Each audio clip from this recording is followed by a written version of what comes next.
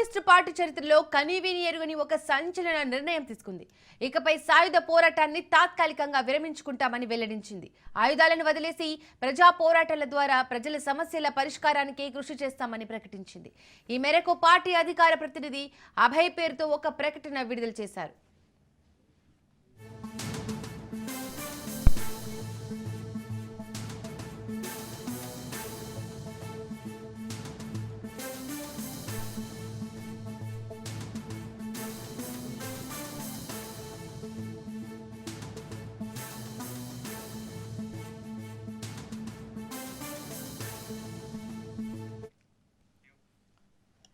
Maoist party సంచలన నిర్ణయం తీసుకుంది. ఆయుధాలను వదిలి సాయుధ పోరాటానికి తాత్కాలిక విరమణ పాటించాలని నిర్ణయించినట్లు ప్రకటించింది.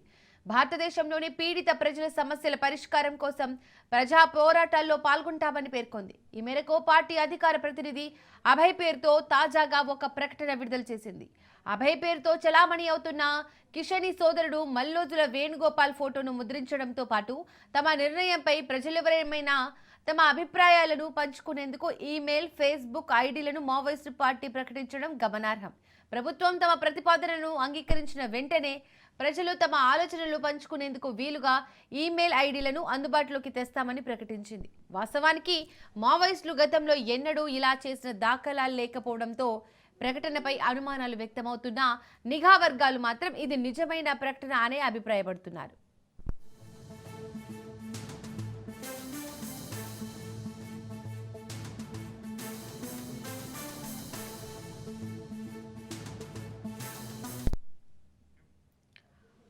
ఆగస్టు 15వ తేదీతో ఉన్న ఈ ప్రకటన నెల రోజుల తర్వాత మంగళవారం రాత్రి వెలుగులోకి వచ్చింది.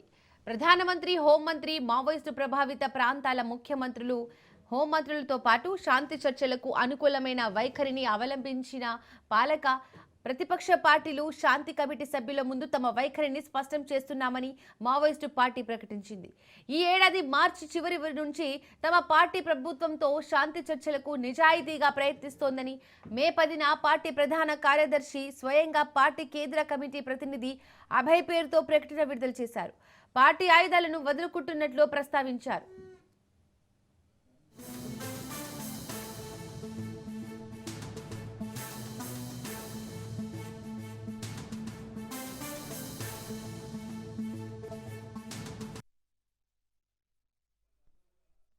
బసవరాజ్ ఆలోచనలకు అనుగుణంగా శాంతి చర్చలను ముందుకు తీసుకెళ్లాలని తాము ఈ నిర్ణయం తీసుకున్నామని పేర్కొన్నారు. దేశ ప్రధాని ఆయుధాలను విడిచిపెట్టి జనజీవన స్రవంతిలో చేరాలని నిరంతరం చేసిన అభ్యర్థనల దృష్ట్యా తాము ఆయుధాలను వదలాలని నిర్ణయించుకున్నామని ప్రకటించారు.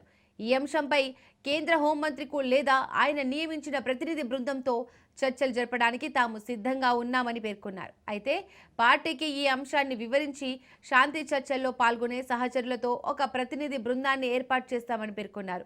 దేశవ్యాప్తంగా వివిధ రాష్ట్రాల్లో పనిచేస్తున్న సహచరులతో జైళ్లలో ఉన్న వారితో సంప్రదించేందుకు తమకు నెల సమయం కావాలని పేర్కొన్నారు. ఈ విషయమై ప్రభుత్వంతో వీడియో కాల్ ద్వారా తమ అభిప్రాయాలను పంచుకోవడానికి సిద్ధంగా ఉన్నామని చెప్పారు. అందువల్ల నెల రోజుల పాటు కాల్పుల విరమణ ప్రకటించి గాలింపు చర్యలను నిలిపివేయాలని కోరారు.